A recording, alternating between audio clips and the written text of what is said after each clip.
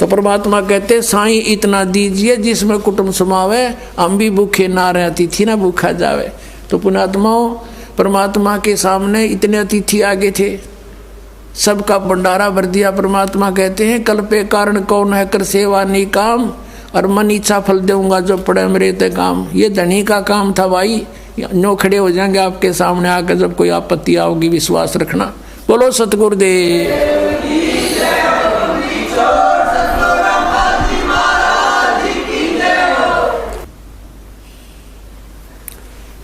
परम पिता परमात्मा पूर्ण ब्रह्म सर्व सृष्टि रचनहार कबीर परमेश्वर जी, ये वही पूर्ण परमात्मा है जिसने सारे ब्रह्मांडों की रचना की है, जो कुल के मालिक हैं, सर्वशक्तिमान हैं, अमित ओजा है। इन्हीं को परम अक्षर ब्रह्म कहा जाता है। ये परमात्मा अपने सतलोक से चलकर यहाँ पृथ्वी लोक पर आते हैं, अपनी जानकारी अपने पाने का मेथड विधि स्वयं ही बता कर जाते हैं। ये जो सत्संग 7 दिवसीय चल रहा है, ये उसी उपलक्ष्य में है कि फाल्गुन सुदी द्वादशी यानी फाल्गुन उतरते की दवास दिन के 10 बजे परमात्मा इस पृथ्वी लोक पर एक साधु संत रूप में प्रकट हुए थे। आदरणीय गरीबदास साहिब जी गांव छुडानी जिला झज्जर हरियाणा प्रांत भारतवर्ष में उनको आकर मिले थे। उस अपनी अच्छी आत्मा को, नेक आत्मा को तत्व ज्ञान से परिचित कराया था, अपना सचखंड सतलोक दिखाया था, सभी ब्रह्मांडों की, सभी इन देवों की स्थिति से परिचित करवाया था, और फिर उस आत्मा को वापस पृथ्वी पर शरीर में छोड़ दिया था। उस पुण्यात्मा गरीबदास साहिब जी ने आँखों देखा परमात्मा का सब ऊपर का जो ज्ञान है, आँखों देखा वर्णन किया। गरीबदास साहिब जी ने कहा कि हम देखा सो सच है और सकल परपंच, हमने जो देखा और बताया ये सत्य है, बाकी जो भी आपको ज्ञान प्राप्त है वो व्यर्थ है। ऋग्वेद मंडल नंबर 9 सूक्त नंबर 86 मंत्र 26 और 27 में, ऋग्वेद मंडल नंबर 9 सूक्त 82 मंत्र 1, 2, 3 में, ऋग्वेद मंडल नंबर 9 सूक्त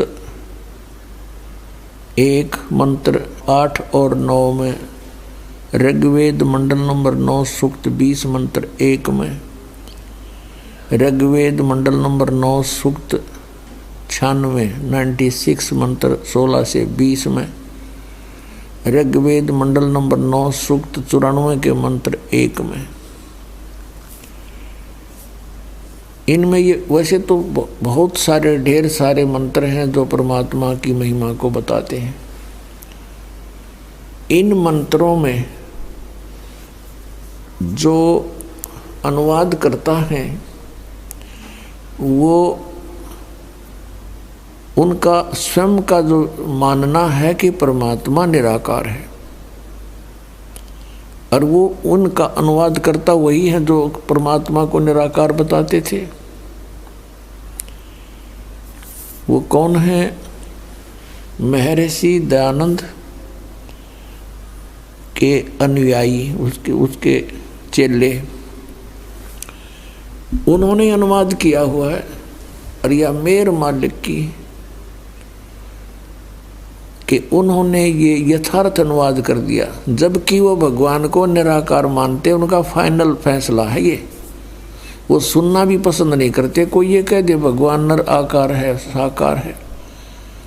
और ये खेल मालिक का देखो, उन्हीं के कर कमलों से वेदों का अनुवाद सही यथार्थ करवा दिया। उनको शायद ध्यान भी ना होगा हमने के लिख दिया, क्योंकि परमात्मा बड़े दयालु हैं, उनके हाथ में सब रिमोट है। यदि ये दास अनुवाद करता, दास अनुवाद करेगा वो तो कति 100% सही होगा, ये तो आप सत्य मान लेना।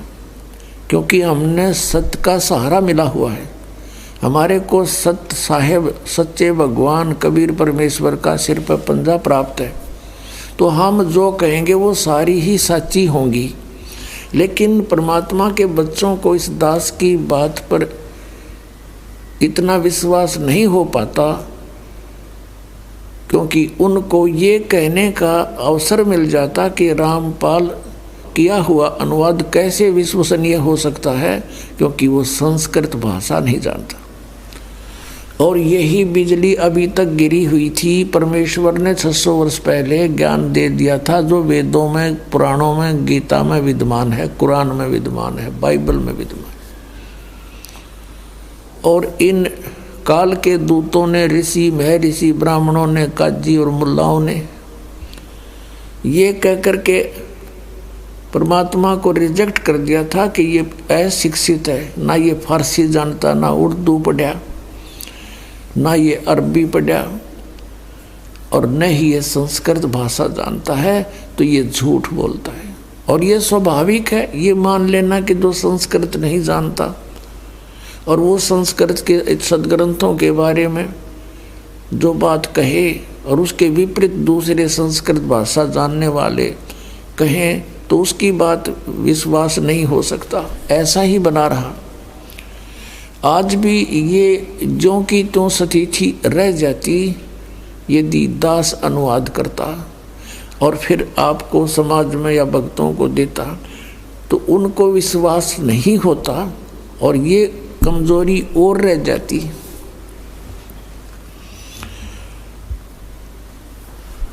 अब परमात्मा ही होता है, उसका कोई भी कार्य, उसमें कोई भी कार्य में त्रुटि नहीं हो सकती। अब इन्हीं के द्वारा लिखवा दिया सच्चाई, अब आपके रूबरू कराते हैं। परमेश्वर ने 600 वर्ष पहले कहा था, परमेश्वर कबीर देव जी ने, कबीर साहब ने, कि वेद मेरा भेद है, मैं ना मिलूं वेदन के माही, और जौन वेद से मैं मिलूं वो वेद जानते नहीं। चारों वेद मेरी महिमा का गुणगान करते हैं, लेकिन मैं उन वेदों में वर्णित विधि से प्राप्त नहीं हो सकता, क्योंकि मेरे पाने की विधि उसमें नहीं है, वो गुप्त रखी है परमात्मा ने। वो लिखी थी सूक्ष्म वेद में, काल ने नष्ट कर दी। फिर परमात्मा उस ज्ञान को देने के लिए स्वयं चल कर आते हैं सतलोक से। अब आपको उन वेद मंत्रों से रूबरू कराते हैं जो उन्हीं के अनुवाद हैं, और उन्होंने थोड़ा बहुत कोई त्रुटि की भी है तो उससे ही सोल्व हो जाती है प्रॉब्लम। ये देखिएगा, ऋग्वेद ये 9-10 मंडल इकट्ठा ही अनुवाद है। ये कहाँ से प्रकाशित है ये देखिए। प्रकाशक हैं सार्वदेशिक आर्य प्रतिनिधि सभा, महर्षि दयानंद भवन, रामलीला मैदान, नई दिल्ली। ये इनके फ़ोन और फैक्स नंबर हैं।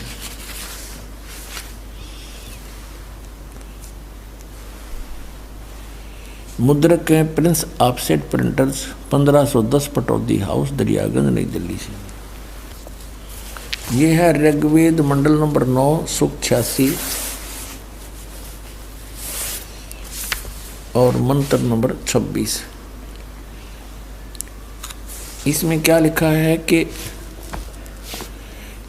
यज्ञ करने वाले यजमानों के लिए परमात्मा, यज्ञ माने धार्मिक अनुष्ठान करने वाले, यजमान माने भक्तों के लिए परमात्मा सब रास्तों को सुगम करता हुआ उनके विघ्नों को मर्दन करता है, उनको पवित्र करता हुआ और अपने रूप को सरल करता हुआ वह कांतिमान मैं परमात्मा। यहाँ इन्होंने क्या कर दिया, ये शब्द है कबीर। हम वह को वह बोलते हैं, जैसे वेदों को वेद बोलते हैं, तो यहाँ हम इसको कबीर बोलेंगे, कबीर अपनी भाषा में। इन्होंने इसको ऐसे लिख लिया, अर्थ लिख दिया सर्वज्ञ।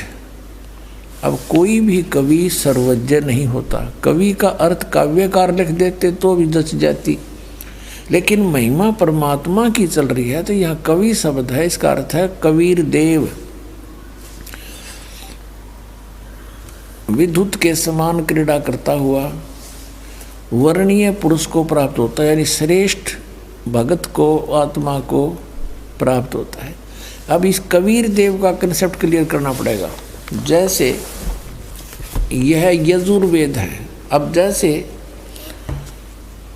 महर्षि दयानंद ने यजुर्वेद के अध्याय नंबर 36 के मंत्र नंबर 1 में यजु शब्द है, यजु, और उसका अर्थ क्या है यजुर्वेद, वो बिल्कुल सही किया।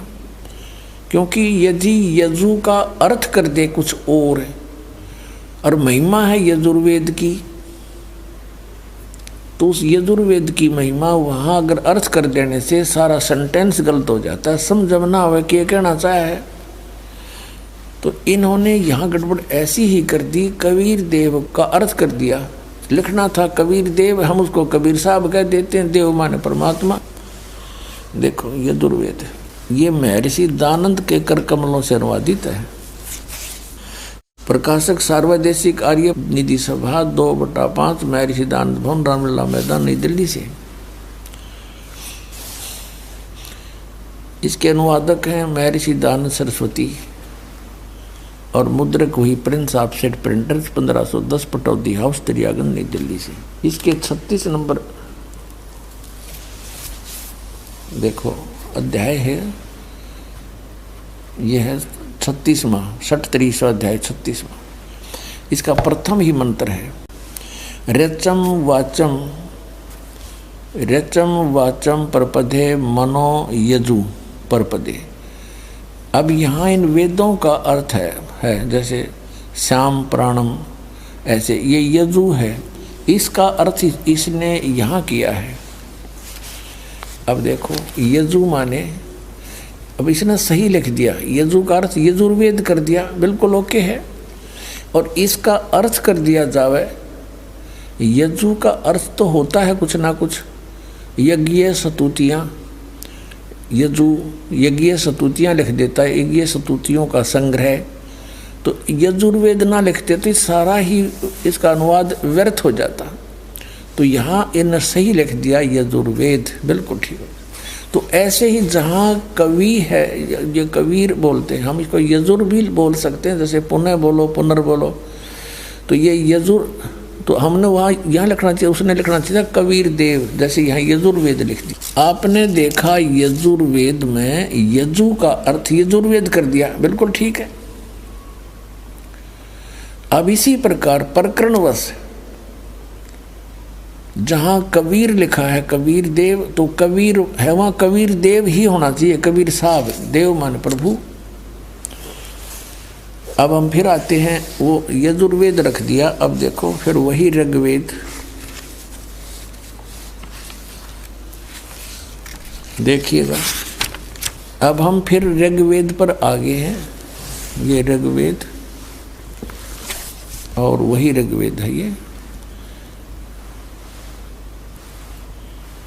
अब हम यहाँ से पढ़ रहे थे, इसको फिर पढ़ते हैं। ऋग्वेद मंडल नंबर 9 सूक्त 86 मंत्र 26।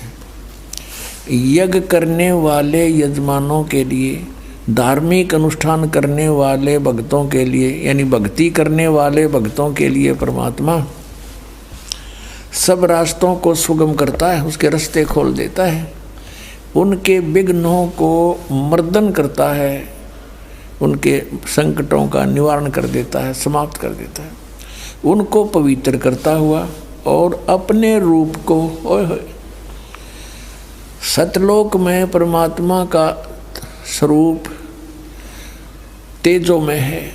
एक रोमकूप में करोड़ सूर्य मिला दे, करोड़ चंद्रमा, तो भी रोशनी परमात्मा के एक रोमकूप की अधिक है। इसलिए जब यहाँ आता है तो अपने रूप को हल्के तेज पुंज का कर लेता है, हल्का कम रोशनी वाला, अपने रूप को सरल करता हुआ वह कांति में परमात्मा अर्थात कबीर देव, ये कबीर देव लिखना, कबीर साहब, विद्युत के समान पहुँचूंगा क्षण एक में, क्षण एक में, क्षण में क्रीड़ा करता हुआ और वर्णीय पुरुष को यानी अच्छी आत्मा को प्राप्त होता है, श्रेष्ठ आत्मा को। अब 27 में बताया है ऋग्वेद मंडल नंबर 9 सूक्त 86 मंत्र 27 में कहा है कि जो परमात्मा ध्रुवलोक के दिवसे तृतीय पृष्ठे, ये है सतलोक के दिवलोक के तीसरे पृष्ठ पर विराजमान है, वहाँ रहता है और प्रकाश रूप है। अब देखो ऋग्वेद मंडल नंबर 9 और सूक्त 82 का, ऋग्वेद मंडल नंबर 82 और मंत्र नंबर 1, सर्वोत्पादक प्रभु, सबकी उत्पत्ति करने वाला परमेश्वर, प्रकाश रूप, सद्गुणों की वृष्टि करने वाला, पापों के हरण करने वाला है, वह राजा के समान, राजा के, ये 269 पे अरे 270 पे देखो, इतनी का अनुवाद 270 पे, राजा के समान दर्शनीय है, राजा के समान यानी नर आकार है, मनुष्य दृश्य है, देखने जोगा है, साकार दिखाई देता है। वह पृथ्वी आदि लोकांतरों के चारों ओर शब्दमान हो रहा है। वह वर्णीय पुरुष को, श्रेष्ठ भगत को, श्रेष्ठ आत्मा को, जो दृढ़ भक्त है उसको पवित्र करता हुआ प्राप्त होता है। जिस प्रकार विद्युत स्नेह वाले स्थानों को आधार बनाकर प्राप्त होता है, अपने आत्माओं जो परमात्मा को निराकार कहा करते अपनी कर कमलों से लिख रहे हैं परमात्मा साकार है, राजा की तरह दिखाई देता है, वो तीसरे मुक्ति धाम में विराजमान है, वहाँ से चलकर आता है, अच्छी आत्माओं को मिलता है। इनके विषय में कहा है मोती मुक्ता दर्शत नाही, ये जग है सब अंदरे, दिखत के तो नैन चश्म, इनका फेरा मोतिया बंदरे। जिसका मोतिया बंद हो जाना आँखों में, उनकी आँख तो ऐसी लगती है जैसे स्वस्थ हैं, इनका कोई डिफेक्ट नहीं और उनको दिखता कती नहीं। ऐसे ही ये विद्वान दिखाई दे थे, बड़े पहुँचे हुए हैं, समाधिष्ट दिखें, और बताओ निराकार परमात्मा ने, और वेदों का उन्हों के वेदों में परमात्मा निराकार है। जब फूटे बाग इनके डबो दिया सारा मानव समाज, इनको संस्कृत भाषा के ज्ञाताओं को, इनको परम विद्वान मान कर हमने इनकी सब बातों को सत्य मान लिया, और ये 100% झूठे थे। इनको कक का पता नहीं था अध्यात्म मार्ग का, ना वेदों का, ना महर्षि दयानंद को, ना इसके अनुयायियों को, और ये डुबो गए कितने समाज को। ऐसे ही अन्य जितने भी आज तक के ऋषि महर्षियों के विचार हैं, आप पढ़ कर देख लो, सुन कर देख लो, परमात्मा को निराकार बताते हैं। और ये धन धन सतगुरु राधा स्वामी पंथ, जय गुरुदेव पंथाड़े, ये बात बनाओ सतलोक जाने की, और वानों का भगवान तो है ही नहीं, प्रकाश ही प्रकाश है, चेतन ही चेतन है। वह मोक्ष प्राप्त प्राणी ऐसे परमात्मा में लीन हो जाता जैसे बूंद समुद्र में। बता, ये इनके विधान है। ये भगवान ऐसे गुरु मिले, मानव समाज को डबो दिया, काल के जाल में दृढ़ करके फंसा गए, अब इतने दृढ़ फंदे कर दिए, दास के सामने इतनी कठिनाई पैदा कर दी, लेकिन परमात्मा ने एक तोप का गोला दे रखा दास को, अब सब न ठिकाना ला देगा। और ज्ञान सब ज्ञानड़ी, कबीर ज्ञान सो ज्ञान, और जैसे गोला तोप का भी करता चला मैदान।